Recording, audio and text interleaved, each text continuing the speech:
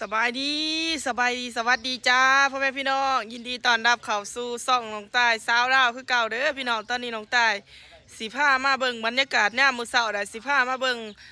บ้านสวนหรือว่าสวนพักนั่นเองเนาะพี่น้องนี่ข้างหน้านี่เป็นสวนพักเดี๋ยวมื้อนี้สิมารีวิวให้เบิ่งว่ามีพักอีหยังแหน่ก่อนไปรับส้มฝากกดไลค์กดแชร์กดติดตามเพื่อเป็นกำลังใจให้น้องตายเด้อพี่น้อง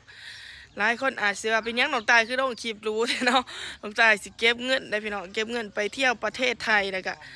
ก่อนสิไปเที่ยวน้องตายก็อยากให้บ้านมันแดดก่อนนะพี่น้องอย่าลืมเด้อพี่น้องฝากเบิ่งโฆษณาเนาะฝากเบิ่งโฆษณาให้น้องตายในเด้อเดี๋ยวเพื่อบ่พลาดคลิปใหม่ๆฝากกดกระดิ่งแน่เด้อนี่ก็สิเป็นอันหมักถั่วเนาะหรือว่าถั่วฝักยาวนั่นเองพี่น้องที่แม่ปลูกตัวนี้ปลูกไว้กินพอได้กินนะปลูกมันก็ออกผลทุกเถื่อเลยพี่น้องสวนผักต่างๆนี่เนาะแทนอันนี้สิเป็นสวนผักใหญ่ลาว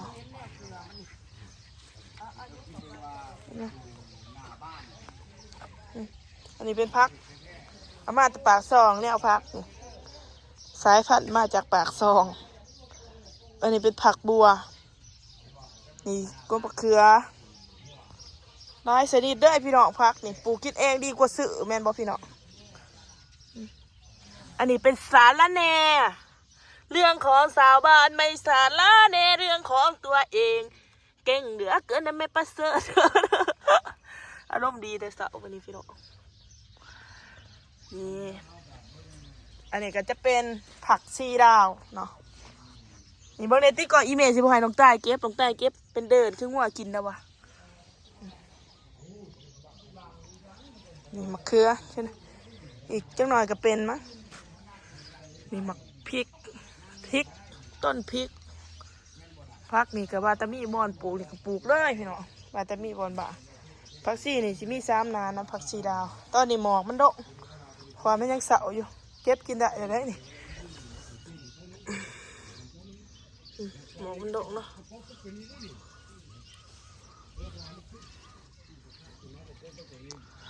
เอาหมักใส่ออมใส่แกงอันนี้จะเป็นหอมป้อม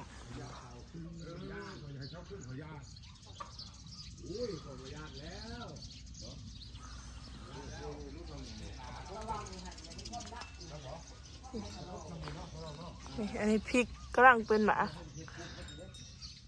เผ็ดแต่บักพริกอันนี้พี่น้องเลย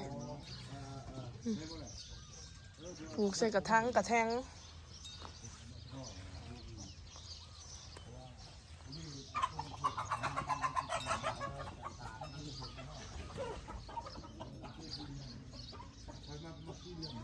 ปลูกแบบปลอดสารพิษด้วยนะพี่น้องพักนี่ก็จะเป็นอีกส่วนหนึ่งเนาะส่วนนี้แม่นปลูกทั่วปลูกมะเขือแล้วก็ปลูกผักกาดเนาะพี่น้องกำลังออก มันบ่ทันออกปานใดนี่สิเป็นหัวสิงไข่และนี่สิเป็นกล้วยเนาะกล้วยก็มี2 เครือพอได้พี่น้องพอได้กินอยู่เด้อไข่ก็ซื้อหลายประหยัดงบไปหลายเติบน้องตายบ่เคยปลูกหมากอันนี้จักเทื่อเด้อพี่น้องว่าเพิ่นปลูกออกเสยบ่คิดว่ามันสิเกิดนะเพราะว่าเฮาเอามาปลูกอยู่ดินเขตแถวนี่ดินมันบ่งามปานใดเนาะเปิดเสยพี่น้องเกิดจะกินบ่ทันว้าวมาปานใดนี่เนาะ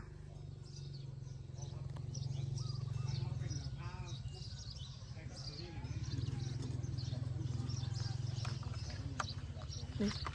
อันนี้มาเอี้ยก่อนพี่น้องนี่กับพี่ชายแล้วผามาให้คือกันนะพี่การผากมาให้นี่มันเป็นหมากอะไรได้กินนี่โอ้ยแซ่บหอมพี่น้องบ่ได้คมได้หมากอันนี้จะเป็นหมาเอี้ยนี่กระด้างออกนี่โอ้ยไปเขื่อออกเนี่ย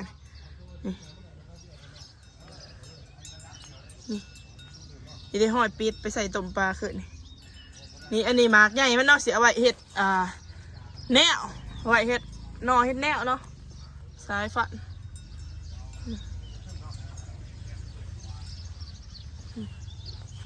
โอ้กำลังเป็นหมากหลาย นี่ก็จะเป็นปลาอันนั้น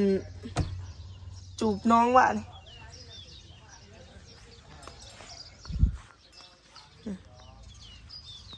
แล้วก็หมักพริกส่วนนี้สวนพริกด่วนๆเลยพี่น้องอันนี้นี่เป็นสายพันธุ์น้ำมาแต่ไทยพี่ได้ดิพี่น้องโอ้ยมาเอียงแหละน้องไต่กับหูคือกันหากจะมากินนี่แซ่บหอมอันนี้นี่เป็นต้นพริกมันบนท่านใหญ่เนาะอันนี้เป็นเบาเอิร์กเพิ่นเฮ็ดใส่บะเดาะต่อเตะเดี๋ยวก็มีตะนานพักได้พี่น้องนี่อันนี้สิเป็นถั่วบ่ถั่วหรือบักแตงนี่แหละน้องไต่กับหูคือกันอีเวแล้วปลูกเนาะตัวนี้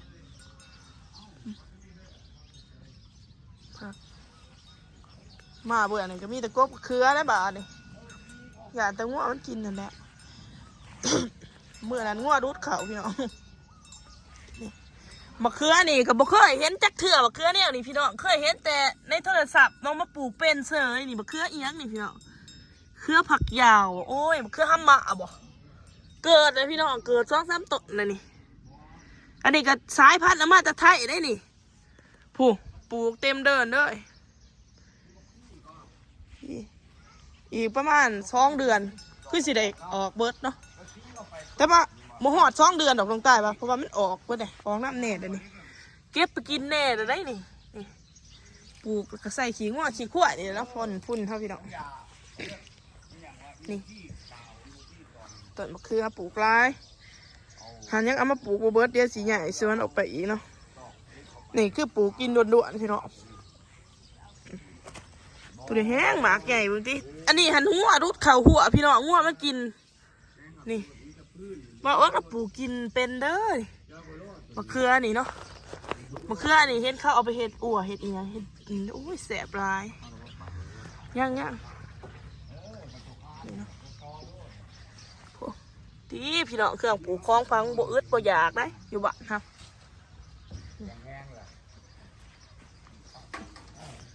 เป็นจะได้บ่เอิ๊กภูมิใจวัดที่ว่าปลูกออกมันออกมาออกพ้นน่ะนะตอนทวิตเธอภูมิใจแต่ว่าน้องใต้ออกไปบ่อาถั่วอะไรกันหัวเขาหน่อยแม่นในระมัดระวังเนาะคนหลอกหามออกคนในหามเขาเนาะแต่ว่าออกต้องปฏิบัติระเบียบน้ำกันระเบียบคืออะไรก็คือเบิ่งหัวบนหัวก็ว่าหัวกัดนะพี่น้องนี่ก็จะมีกล้วยน้ำมีกล้วย2 บีต้นกระเพราก็มีเลยพี่น้องนี่อันนี้ต้นกระเพรานี่ไก่บ่ไก่ตีไปนี่ต้นกระเพราผักกระเพรานี่นี่อันนี้เป็นเด่นเนาะเด่นก็ออกมาออกพ้นนะพี่น้องอันนี้สิเป็นใบเตยนี่เป็นดอกไม้ว่าเพิ่นเอามาปลูกบล็อกตอกแตกบดักแตกตอกเนาะอันนี้เป็นพักคือกันเด้อพี่น้องแต่ว่าบ่ได้อ้อมหัวมันพักแพะอันนี้พักอีกอย่างก็พักหอมเปย์เนาะหอมเปย์หรือว่าหอมอีกอย่างเนี่ยหูคือกันพี่น้องข้างหน้านี่ก็สิเป็นมะเขือคือกันพี่น้องมะเขือปลูกเป็นสุดเลยบ่เป็นเห็ด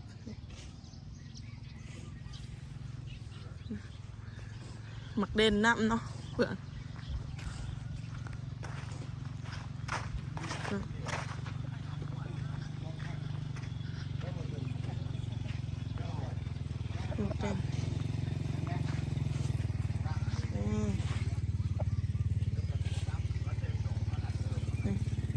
เป็นเบิร์ดแต่ได้บักเด่นออกมาออกพ้นแต่ได้พี่น้องเอ๋ย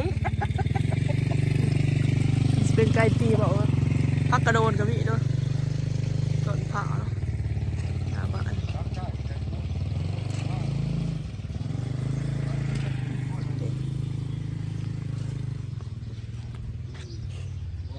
อันนี้จะเป็นใบขี้หูดเนาะ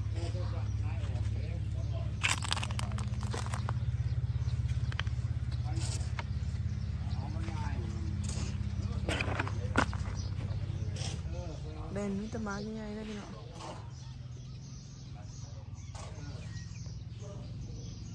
นี่เนาะ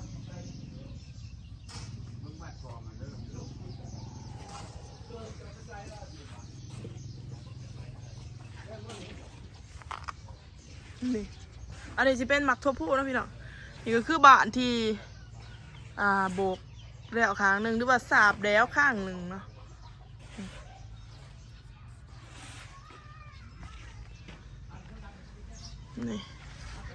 นี่จะเป็นถั่วผู้หมักถั่วผู้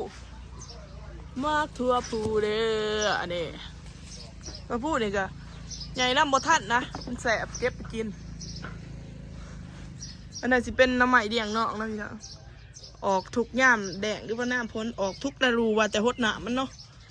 นี่แหละบรรยากาศแถวทงไฮทงหน้าพี่น้องนี่